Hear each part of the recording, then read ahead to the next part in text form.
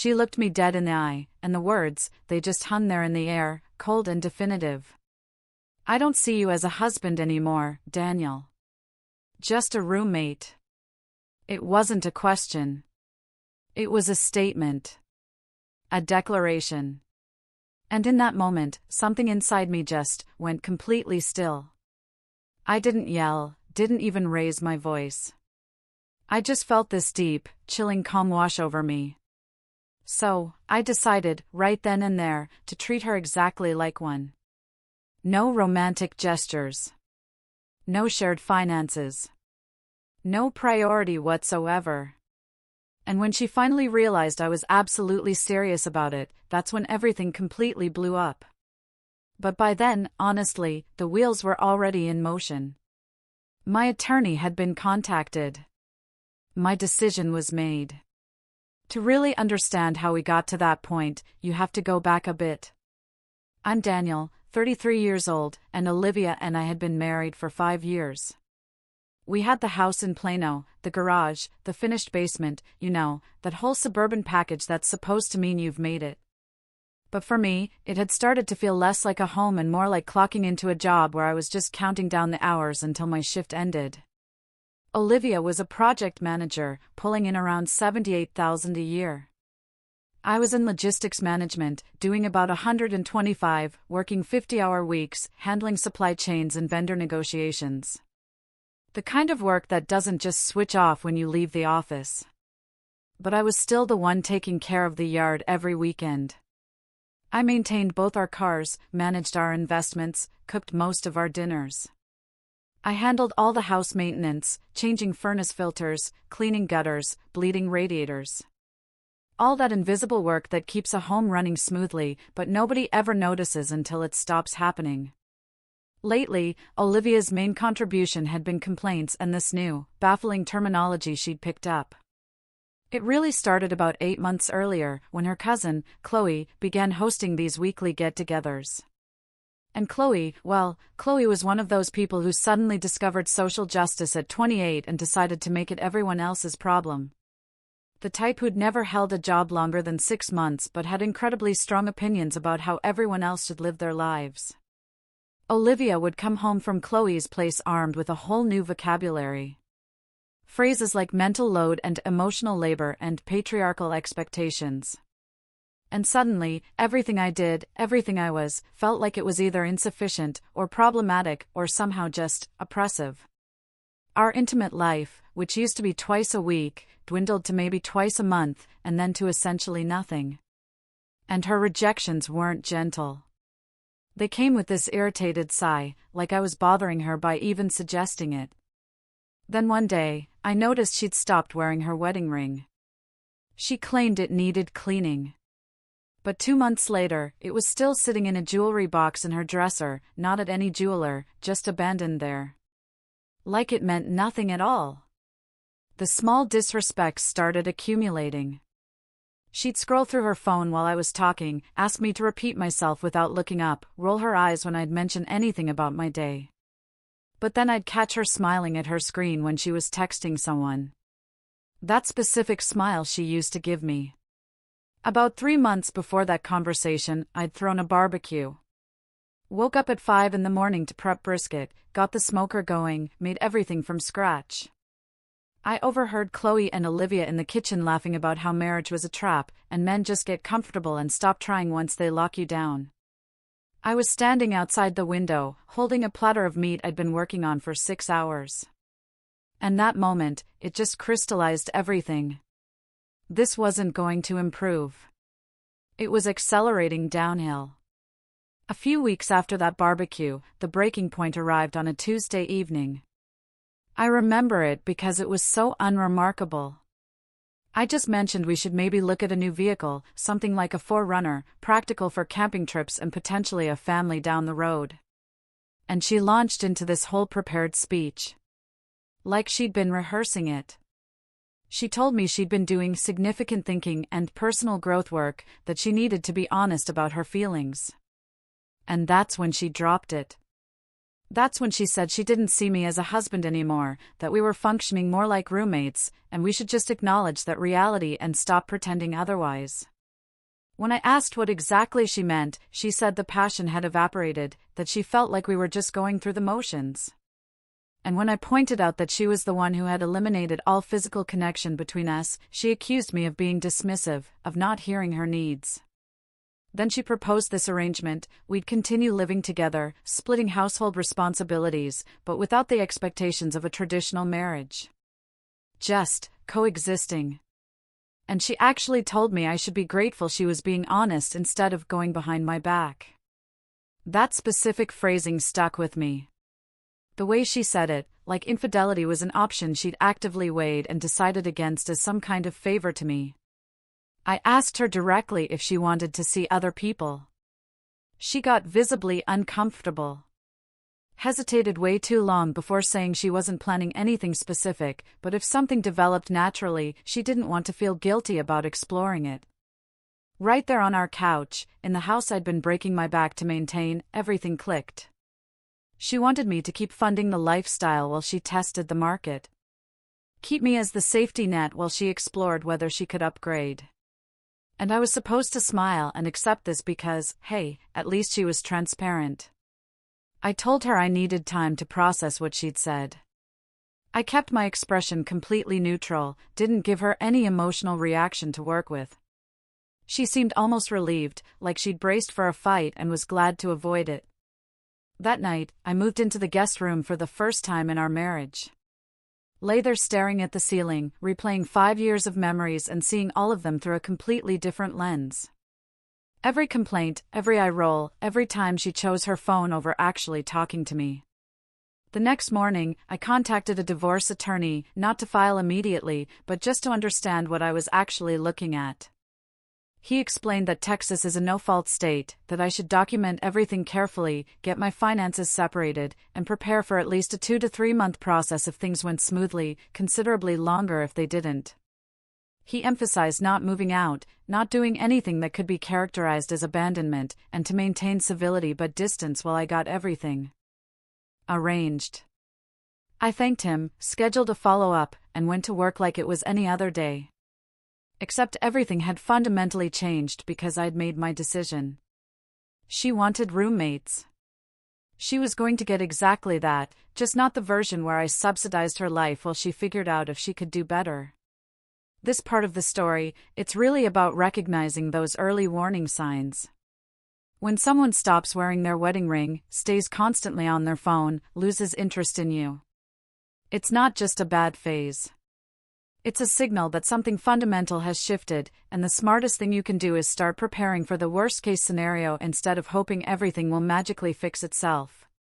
I didn't file the papers right away. I spent 2 full weeks in consultation mode with my attorney, learning every rule of this game, figuring out precisely how to protect myself legally and financially before making any irreversible moves. He walked me through the complete process, emphasized documenting her behavior, tracking every expense, separating finances cleanly, and critically, avoiding anything that could be twisted into abandonment or financial misconduct in court. The first move I made was opening a new bank account in only my name. I rerouted my direct deposit there and left the joint account active but exclusively for shared bills. I built a detailed spreadsheet showing every shared expense we had: mortgage, utilities, insurance, groceries, all of it. Calculated everything down to the last dollar and discovered I'd been covering roughly 70% of our costs for the past 3 years, while she kept most of her salary for personal spending. I sent her a professionally worded email with the complete breakdown attached. Informed her that, starting the following month, we'd be splitting everything 50/50ths. Since we were roommates now, and roommates divide rent and bills equally. That's simply how these arrangements work. Her response arrived in under 5 minutes, all caps, accusing me of financial abuse and attempting to control her. But I replied with a single sentence explaining I was simply respecting her stated wishes for a roommate arrangement, and roommates don't subsidize each other's lifestyles. Next, I canceled the anniversary dinner reservation I'd made months earlier at her favorite steakhouse, the place that cost $300 minimum and where I'd requested a specific table. Roommates don't celebrate anniversaries, so that had to go. I removed her from my auto insurance as a listed driver since she maintained her own policy anyway. Changed every password to streaming services, Costco account, Spotify family plan, everything I was paying for that she'd been accessing. And when she discovered she couldn't log into Netflix anymore, she came storming into my home office, demanding explanations. I looked up from my laptop and told her very calmly that roommates maintained separate subscriptions. If she wanted access, she could contribute half or get her own account. Entirely her choice. She just stood there, working her mouth open and closed like a fish out of water, completely thrown. Because I wasn't yelling or being vindictive.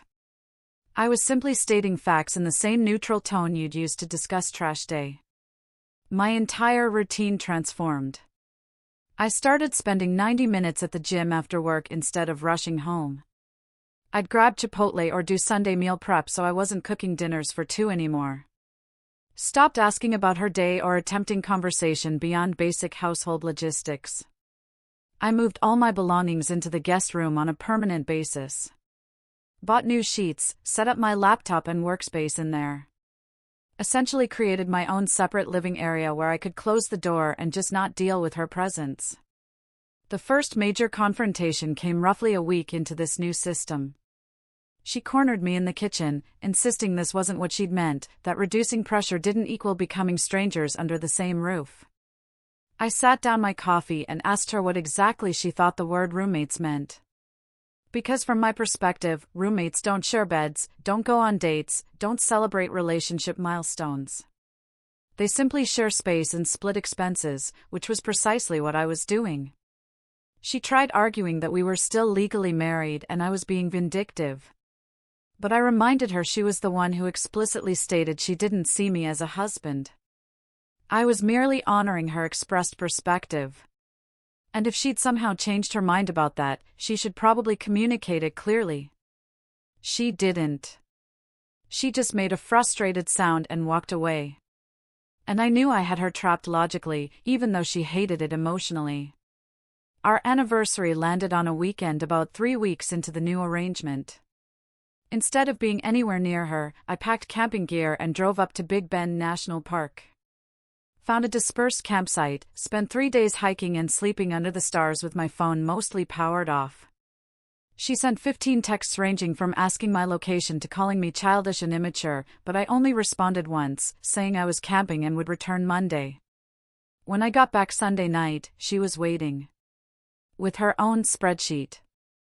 Attempting to prove the finances weren't as imbalanced as I'd demonstrated, but her math was creative at best. She conveniently omitted the vacation I'd funded, the new tires on her car, roughly 6 months of grocery expenses, and half the home repairs.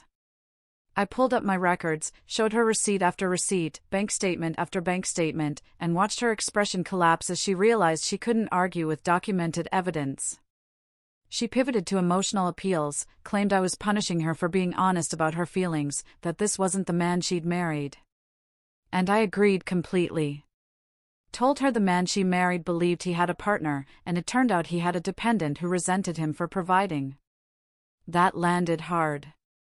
She went silent, locked herself in what used to be our bedroom, and didn't speak to me for 2 straight days. Then Chloe started sending me texts. Long paragraphs about how I was being controlling and engaging in abusive tactics, throwing around therapy terminology she clearly didn't understand. I finally responded, telling her she was 32 years old, unemployed, living with her parents, and perhaps not the most qualified person to be dispensing marriage advice. She blocked me within seconds. A buddy from my gym pulled me aside one morning and mentioned his sister had spotted Olivia on Hinge. He even showed me a screenshot he'd obtained. And there she was, using photos I recognized from last summer. Her profile stated she was looking for something genuine and real. I captured screenshots, forwarded them to my attorney, and didn't confront her about it directly. Just filed it away as evidence, and continued waiting. She started arriving home late on specific nights, dressed significantly nicer than she did for work, makeup fully done, smiling at her phone in that same way I'd noticed months before. I'd just acknowledge her presence with a nod and return to whatever I was doing, like I was completely indifferent. Because at that point, I genuinely was. One evening she announced she was heading to Chloe's place for their regular gathering. Left around 7. Something prompted me to drive past Chloe's parents' house an hour later. Her car wasn't in the driveway. I checked the surrounding area, located her vehicle parked outside a bistro downtown, one of those trendy spots with Edison bulb lighting and small plates. And through the front window, I could see her, sitting across from some guy, laughing, leaning forward with her hand positioned near his on the table. I took 3 clear photos from across the street, wide angle enough to show both their faces unmistakably, automatically time-stamped by my phone. Then I drove home and sent them to my attorney with a message stating I was ready to file and wanted her served at her workplace. He called me back within 20 minutes, asked if I was absolutely certain about this. I told him I'd never been more sure of anything in my existence. Prepare the papers. I wanted this executed quickly and cleanly. She'd made her choice. She wanted freedom and options while keeping me as a financial safety net. But I wasn't anyone's backup plan. Not anymore. Not ever again. Here's the critical thing in this story: documentation saves lives in legal battles. A lot of people in similar situations act emotionally. They yell, they confront, they create drama. But the most effective strategy is staying calm, collecting evidence, and letting the person dig their own grave with their own actions. Because emotions mean nothing in court. But facts and receipts? That's what actually matters. The papers were finalized by Wednesday, and my attorney arranged for the process server to deliver them Thursday at 2 in the afternoon directly to her office. Maximum impact. Impossible to hide from her coworkers. I stayed home that day, used a personal day from work, and spent the morning packing additional belongings into the guest room, organizing important documents, making absolutely certain everything I needed was secured and separated from her possessions. The notification came at 2:15. A text from an unfamiliar number, all caps, just stated I needed to call her immediately. Then another text. Then my phone started ringing continuously, and I let every call go straight to voicemail. She burst through the front door at 3:30, face blotchy and red, mascara streaked down her cheeks, oscillating between sobbing and screaming. The first words from her mouth were about how I'd publicly humiliated her in front of everyone at her workplace. I was sitting calmly at the kitchen table with my laptop and coffee. I simply looked at her and said she'd humiliated herself when she created a dating profile and started going on actual dates while she was still legally my wife, living in our house. Her face went white, then flushed red again, and she stammered, asking what I was talking about, playing confused like I hadn't personally witnessed the evidence. So, I pulled up the screenshots on my phone, the Hinge profile, the photos of her at the bistro with that guy, everything time-stamped and permanently saved. She switched tactics immediately. Claimed she was just exploring options because I'd pushed her away emotionally, that I'd made her feel unwanted and unloved, that this was fundamentally my fault for treating her like a roommate when she'd only wanted some space to process her feelings. I asked her directly when exactly she'd been planning to inform me about the dates, about this guy, about any of it. She couldn't formulate an answer, just kept insisting it wasn't what it appeared to be, and they were just talking, and nothing serious had developed. I told her it didn't matter at this point, that whether she'd been physically involved with him or just contemplating it. She'd already emotionally exited the marriage months ago, and I was finished pretending otherwise. She attempted one final manipulation. Promised she'd delete everything, cut off contact with anyone she'd been talking to, suggested we could try counseling and work on rebuilding us. She even said she loved me. First time those words had come out of her mouth in probably 6 months. I stood up, looked directly into her eyes, and told her she didn't love me. She loved the lifestyle I provided, the house, the financial security, the convenience of having someone manage everything while she figured out if she could trade up to something better. Her mouth fell open and she just stared. And I informed her she needed to leave immediately because I was done with this conversation and done with her entirely. She refused, insisted it was her house, too. I reminded her that my attorney had already filed official papers, that temporary orders would be arriving soon, and that she should probably secure somewhere else to stay because this was about to become very official, very quickly. She left crying, actually peeled out of the driveway, and I immediately contacted a locksmith. Had every lock changed within 2 hours, code compliant, with one complete set of keys deposited with my attorney in case she attempted to claim I was illegally locking her out. I packed her essential belongings, clothes, toiletries, laptop, personal items. Loaded everything into boxes, and placed them on the front porch with a text message stating she had until 8 p.m. to collect them or I'd be donating everything to Goodwill the following morning. She arrived at 7 o'clock with Chloe in tow, both of them projecting hatred through their stares as they loaded boxes into Chloe's vehicle. Chloe actually shouted something about me being an abuser, but I just stood in the doorway with my phone recording video. Didn't say a single word. Let them take what they needed, and leave the property. Her mom called me that same night, crying, asking what had happened and why her daughter was claiming I'd kicked her out with nowhere to go. I kept it brief, told her this was between Olivia and myself, that her daughter had decided she wanted a fundamentally different life, and I was simply giving her exactly that freedom. Her mom attempted guilt tactics, said marriage was about forgiveness and working through difficult periods together, but I just stated that some things genuinely can't be worked through, and ended the call. The social media campaign launched within days. Vague posts about surviving narcissistic abuse and toxic masculinity, inspirational quotes about enduring difficult seasons, her friends flooding the comments with heart emojis and supportive messages, the entire performative display. I didn't respond, didn't post anything myself, just captured screenshots of everything and forwarded it all to my attorney who added it to the growing file. A mutual friend reached out privately and informed me Olivia was spiraling badly, that she'd been having explosive arguments with Chloe, that she was couch surfing, and the situation wasn't sustainable.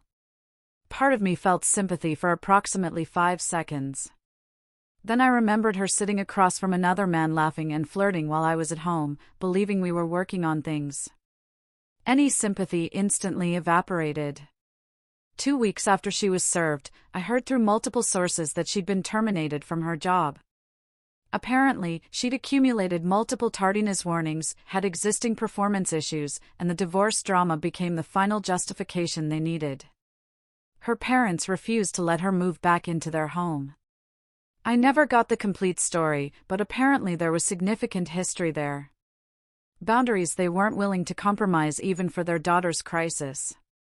Chloe's family eventually kicked her out after Olivia blamed Chloe for destroying the marriage with all the ideology and advice, which was remarkably ironic, considering Olivia had been an enthusiastic participant in all those conversations. She sent a message from Chloe's phone late one night. Said she had nowhere left to go, that she'd sign whatever documents I wanted if I just let her stay, temporarily, in the guest room until she got back on her feet financially. I replied with a single word. No, then added that she'd wanted independence and freedom, and now she had both. That I wasn't her safety net or her backup plan or her landlord. I was done. The divorce finalized after 11 weeks total. She signed everything without contest once she fully realized she had zero leverage and no energy remaining to fight. The house sold faster than expected. Market conditions were favorable. We split the proceeds according to what each of us had actually contributed, and I walked away with enough for a substantial down payment on a condo in the downtown area. I started hiking every single weekend, dropped 20 pounds, picked up photography as a serious hobby, and genuinely began enjoying my own company for the first time in years. Last I heard, she was already living with some guy she'd met through online dating, posting couple photos like the divorce had never even happened. And I felt absolutely nothing seeing those images. Here's what I learned from all of this: when someone explicitly tells you who they are, believe them the very first time. She told me I wasn't her husband anymore, and I accepted that statement at face value. She just never expected that acceptance would come with actual consequences. She wanted roommates, and roommates don't fund your entire life while you audition potential replacements. They split bills fairly and go their completely separate ways, which is exactly what happened. Sometimes the trash really does take itself out. This story teaches us the most important lesson about boundaries. Without consequences, they're just empty words. Many people set boundaries but then aren't prepared to enforce them when the time comes to act. And that gives manipulators the green light to keep using you. This situation also demonstrates a classic case of someone wanting all the benefits of independence while keeping all the perks of a relationship. And when reality hits, they're shocked that their actions have consequences. The most powerful part of this story is that I didn't become a victim, didn't beg, didn't try to win her back. I simply took her words literally and gave her exactly what she asked for, just not packaged the way she expected. Now, the question for you: do you think I did the right thing serving her papers at the office, or was that too harsh? And second question, if you were in my position, would you have been able to stay that calm and methodical, or would emotions have taken over? I'm really curious to hear your perspectives on this.